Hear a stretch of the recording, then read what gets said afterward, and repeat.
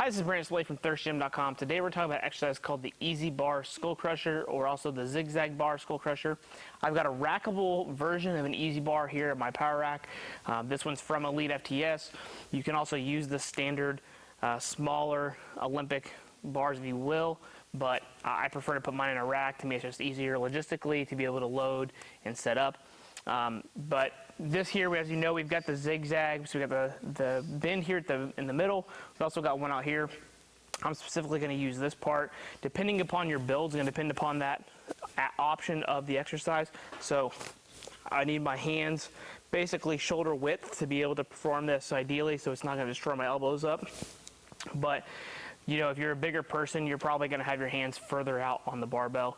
You can obviously use a standard straight bar if you wish, but I think this feels better, and probably for the long-term health of your joints is probably a better option over the long haul.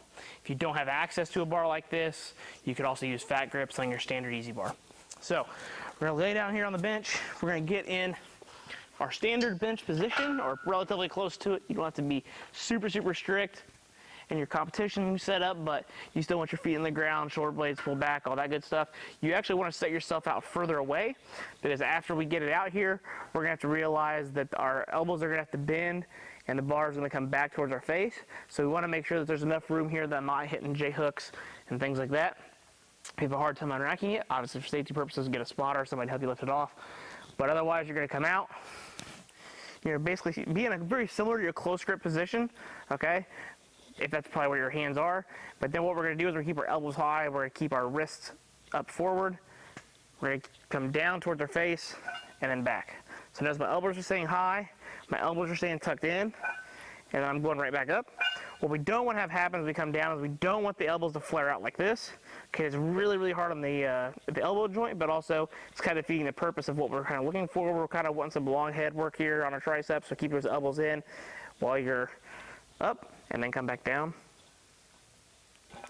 All right, and then obviously when you do that, you want to ensure that you're going to lock it out of the way, so you don't want to stay there, but you also don't want to just start heaving it like that, okay? That's very similar to a JM press when we come down here. All right, but we're not doing a JM press. We want to make sure our elbows stay tall, and we're just moving at the elbow joint. We're not going to let our shoulders come down and rock, okay? So elbows high, back, and then rack. I would consider this a very extension heavy exercise of the tricep. So I kind of look at things in terms of is it extension heavy, or is it more of like a press down option heavy. The extension based, having the arm up, lengthened at the long head of the tricep and then coming down can be very hard on the elbow joint. So just keep that in mind. If you're somebody that has problems with that, or your elbows feel like crap, this could be one of those exercises that you have to avoid. I do think it's a great way to bust through bench press plateaus, but you know, there are potentially some risks involved in terms of your elbow health, and you do these very heavily. Don't stay strict on your technique when you're doing them.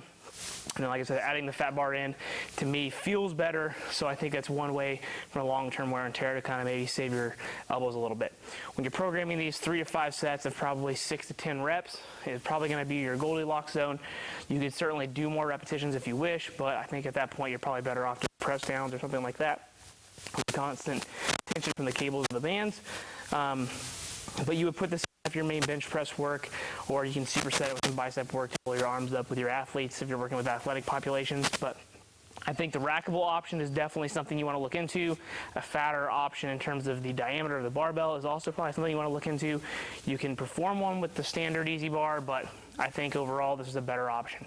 So again, one of my favorite tricep exercises is I've had a lot of great success with it. It's very easy to do and coach. The big thing is keeping those elbows high and being strict on the exercise and not trying to use momentum and cheat on them. So if you got any questions, leave in the comment section. Thanks. Have a great day.